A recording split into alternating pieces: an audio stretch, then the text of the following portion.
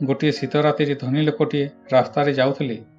ହଠାତ୍ ତାଙ୍କ ଆଖି ରାସ୍ତା କଡ଼ରେ ବସିଥିବା ଗୋଟିଏ ବୁଢ଼ା ଗରିବ ଲୋକଙ୍କ ଉପରେ ପଡ଼ିଲା, ଯାହା ଦେହରେ ଗୋଟିଏ ହେଲେ ଗରମ କପଡ଼ା ନଥିଲା। କିନ୍ତୁ ସେ ଧନୀ ଲୋକଟି ଉପରୁ ତଳକୁ ଗରମ କପଡ଼ାରେ ଢାଙ୍କି ହୋଇଥିଲେ। ସେ ଆଶ୍ଚର୍ଯ୍ୟ ସହ ସେ ବୁଢ଼ା ଲୋକଙ୍କୁ ପଚାରିଲେ, ମଉସା, କ'ଣ ତମକୁ ଥଣ୍ଡା ଲାଗୁନାହିଁ?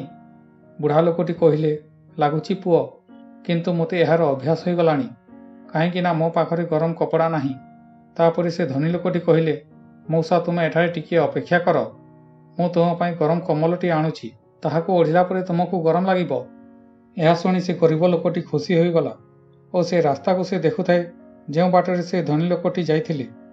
କିନ୍ତୁ ରାତି ବିତିଗଲା, ହେଲେ କେହି ଆସିଲେ ନାହିଁ। ଯେତେବେଳେ ସକାଳ ହେଲା, ସେ ଧନୀ ଲୋକଟିକୁ ସେ ଗରିବ ମଉସାର କଥା ମନେ ପଡ଼ିଲା। ସେ ସଙ୍ଗେ ସଙ୍ଗେ ଗୋଟିଏ କମ୍ବଳ ଧରି ତା ପାଖକୁ ଗଲେ। କିନ୍ତୁ ସେତେବେଳ ପର୍ଯ୍ୟନ୍ତ ସେ ବୁଢ଼ା ଲୋକଟି ଅଧିକ ଥଣ୍ଡା ଯୋଗୁଁ ମରିଯାଇଥିଲେ। ତାଙ୍କର ମୃତଦେହ ପାଖରେ ଗୋଟିଏ ଚିଠି ଥିଲା ଓ ସେଥିରେ ଲେଖା ହୋଇଥିଲା, ଯେତେବେଳେ ମୋ ପାଖରେ କୌଣସି ଗରମ କପଡ଼ା ନଥିଲା, ସେତେବେଳେ ମୋ ପାଖରେ ସାହସ ଓ ମାନସିକ ଶକ୍ତି ଥିଲା, ଯାହାକି ମୋତେ ଥଣ୍ଡାରୁ ରକ୍ଷା କରୁଥିଲା।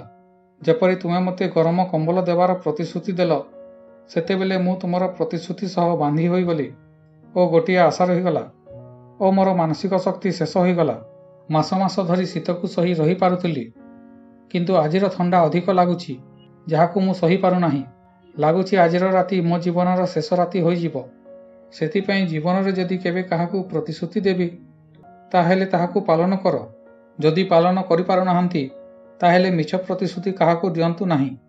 ଆମେ ଜୀବନରେ ଅନେକ ଲୋକଙ୍କୁ ପ୍ରତିଶ୍ରୁତି ଦେଇଥାଉ ଓ ଆମେ ସାହାଯ୍ୟ କରିବା ପରିସ୍ଥିତିରେ ମଧ୍ୟ ଥାଉ, କିନ୍ତୁ ସେ ପ୍ରତିଶ୍ରୁତିକୁ ନେଇ ସେତେ ଗମ୍ଭୀର ନଥାଉ। ଆମେ ଏହା ଭାବିନଥାଉ କି ଯାହାକୁ ଆମେ ସାହାଯ୍ୟ କରିବାର ପ୍ରତିଶ୍ରୁତି ଦେଇଥାଉ, ତା ପାଇଁ ଏହା ଶେଷ ଆଶା ହୋଇଥିବ। ଭିଡ଼ିଓଟି କିପରି ଲାଗିଲା କମେଣ୍ଟ କରନ୍ତୁ। ଯଦି ଭଲ ଲାଗିଛି ଲାଇକ୍ ସେୟାର କରନ୍ତୁ। ପ୍ରଥମ ଥର ଦେଖୁଥିଲେ ସବସ୍କ୍ରାଇବ୍ କରି ବେଲ୍ ବଟନକୁ ଅଲ୍ କରନ୍ତୁ। ପୁଣି ଦେଖା ହେବ ଆଉ ଏକ ନୂଆ ଭିଡ଼ିଓ ସହିତ। ଧନ୍ୟବାଦ।